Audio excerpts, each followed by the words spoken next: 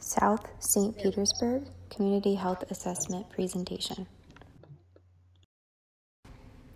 Historical overview of the community of South St. Petersburg. The boundaries include everything to the right of I-275 from I-375 down. The right border extends to the waterline. The bottom of the boundary from this area is the waterline as well. Founders of St. Pete. In 1875, General John Williams purchased 2,500 acres of land in the Tampa area. Little did he know it was going to become a beautiful city. Soon to follow, in 1888, Peter Demon started a train system that was routed to St. Petersburg. He decided to name the city after his hometown, St. Petersburg, Russia. St. Petersburg officially became a city in 1903. In the 1920s, the city became more populated with tourists and people from the Tampa area. In 1924, the Gandy Bridge was established connecting Tampa and St. Petersburg. The same year, St. Petersburg became Pinellas County's biggest city. The city became known for baseball and magnificent hotels. St. Pete also was home to the U.S. Coast Guard base. In the 60s, the principal marina, main library, and Bayfront Center and museums were a new staple to the city. In the most recent future, St. Petersburg has become one of the top destinations for fine arts. The downtown area has many upcoming revitalizations, including more downtown apartments and condos, shopping, and new and upcoming restaurants. Over 900 events bring 10 million people every year to St. Petersburg. Analysis of the structure of the community. St. Petersburg is the fifth most populous city in Florida. South St. Petersburg combines the amenities and variety that any large city has to offer, while providing a small-town neighborhood vibe.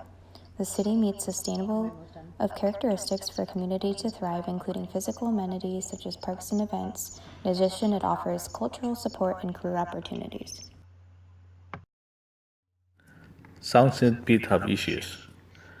There are 3 lanes still on roof, maybe from previous Hurricane Irma, and some 3 lanes hanging on the power lines. Garbage piles on front strips that blow down the street and multiple bags sitting at the curb, indicating some sanitation issues. Cars properly parked and some not moving vehicle parked on their lawn. To continue about issues, there are ongoing constructions of big buildings downtown. Therefore, there are some streets and intersections that were closed.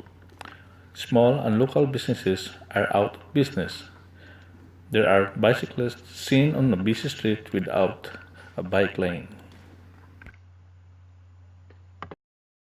Almost 260,000 people call St. Petersburg home.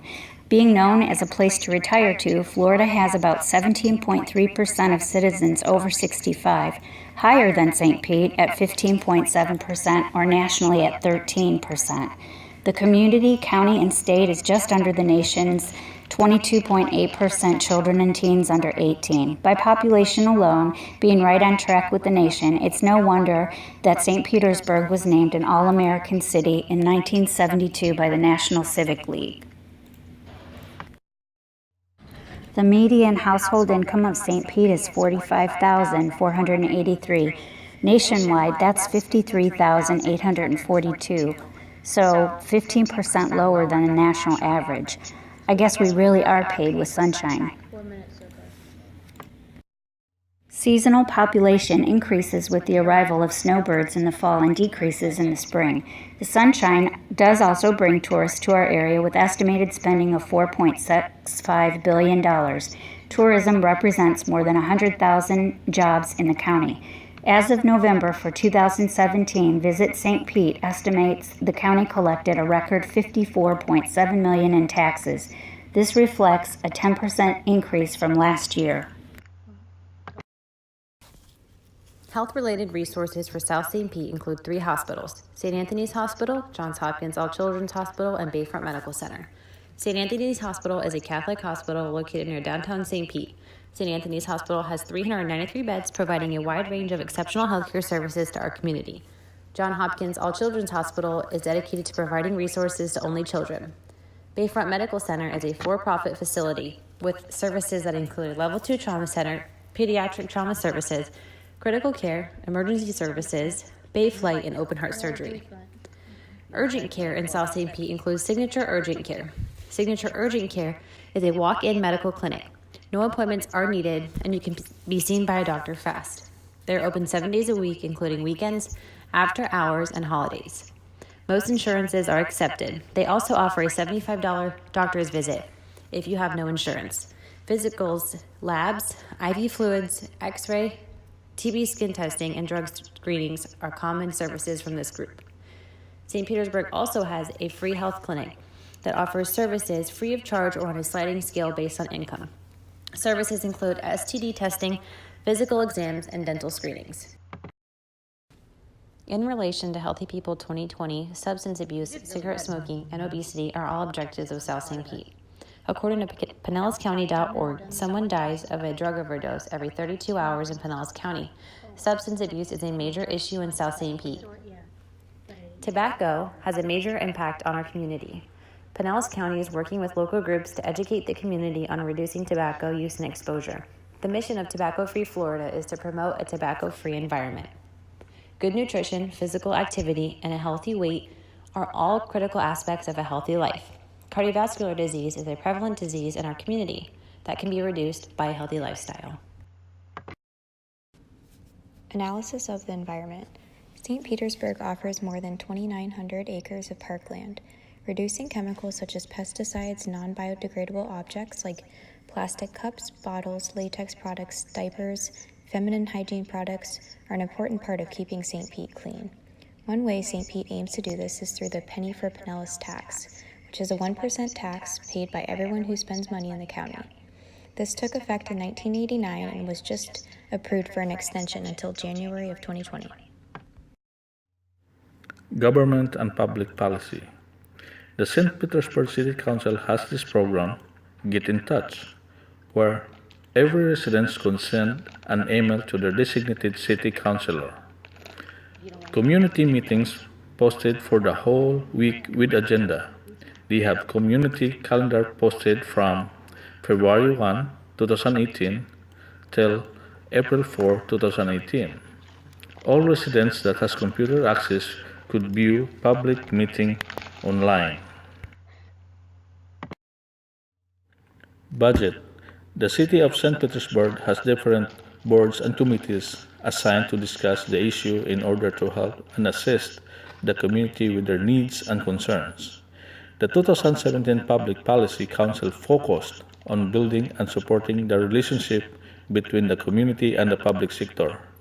The purpose is to advocate for issues which affect the economic growth and community vitality of St. Petersburg and its members. The meeting is held every fourth Tuesday of the month at 7:30 a.m. The City Development Administration has the lowest funding resources that has only 3.1%.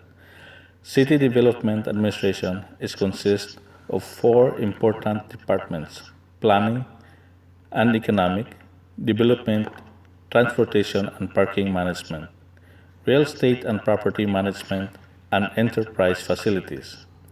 All these departments has one thing in common: to expand commerce and create more job opportunities for city residents. Therefore, to see an increase in rates means more job opportunities for the people in the community. Community needs, problems, and diagnoses. The homeless population is very prevalent in South St. Pete. The community has taken efforts to decrease the large homeless population by creating emergency outreach centers that provide free food, beverages, and resources. St. Petersburg has a rule to leave no child left on the streets.